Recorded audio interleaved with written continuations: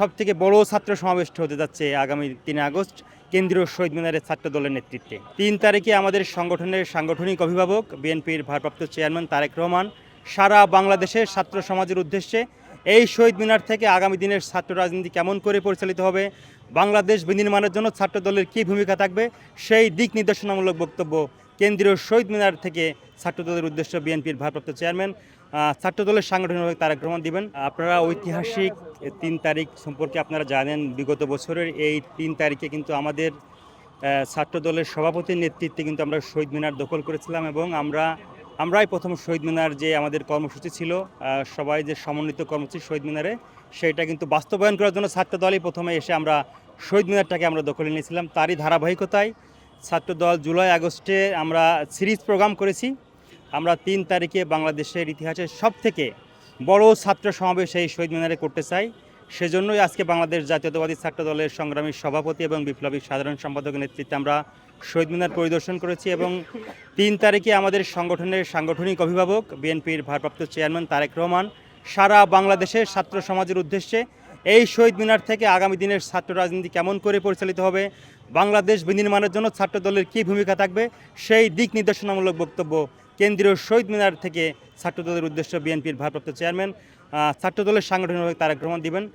সেই প্রোগ্রামটাকে সফল করার জন্যই আমাদের সারা বাংলাদেশ থেকে ছাত্র নেতাকর্মী এখানে আসবেন এবং ছাত্রদল সেই দিক নির্দেশনা দিয়ে কাজ করছে। আমরা মনে করছি যে একটি সুশৃঙ্খল এবং আগামী দিনে বাংলাদেশ বিনির্মাণে ছাত্র দলের ভূমিকা একটা এখান থেকে দিক নির্দেশনামূলক তারেক রহমান দিবেন। সেই অনুযায়ী ছাত্রদল সারা বাংলাদেশের প্রত্যেকটি শিক্ষা প্রতিষ্ঠানে এবং মহানগর, থানা, ইউনিয়ন, উপজেলা, পৌর ইউনিয়ন সকল জায়গাতে কাজ করবে এবং বাংলাদেশ বিনির্মাণের জন্য ছাত্র দলের যে ভূমিকা থাকা উচিত সেই ভূমিকা নিয়ে ছাত্র দল কাজ করে যাবে।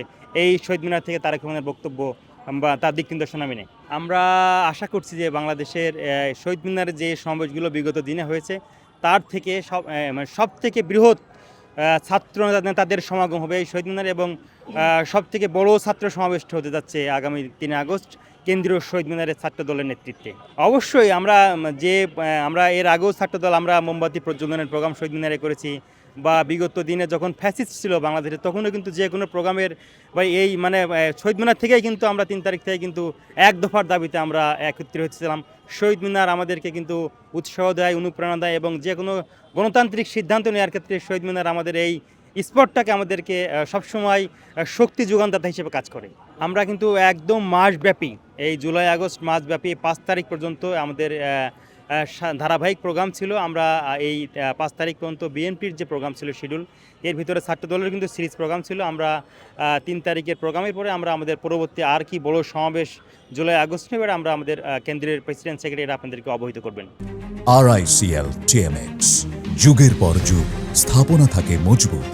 এটা অবশ্যই আমরা এর আগেও আপনারা জানেন যে যারা শহীদ হয়েছে এদের সাথে কিন্তু আমাদের প্রোগ্রাম হয়েছে। আমরা সকল যারা গণতান্ত্রিক আন্দোলনের সকল ছাত্রদের নিয়ে কিন্তু বাক বদলের দিনের প্রোগ্রাম আমরা টিএসসিতে করেছি। শহীদ পরিবারের সাথে বিএনপির ভারপ্রাপ্ত চেয়ারম্যান তারেক রহমান ছাত্রদলের নেতৃত্বে প্রোগ্রাম করেছে। আমরা এই যে আন্দোলনে যারা শহীদ হয়েছে তাদেরকে সকলকে স্মরণ করতে চাই এবং সাথে সাথে আগামী দিনের যে রাজনীতি সেই রাজনীতির সাথে সাথে এই আন্দোলন সংক্রমণ যারা সম্পৃক্ত ছিল, যারা জীবন দিয়েছে, যারা আহত হয়েছে, সকলকে নিয়ে এই সুন্দর আগামীর বাংলাদেশ বিনির্মাণ করতে চান তারেক রহমান।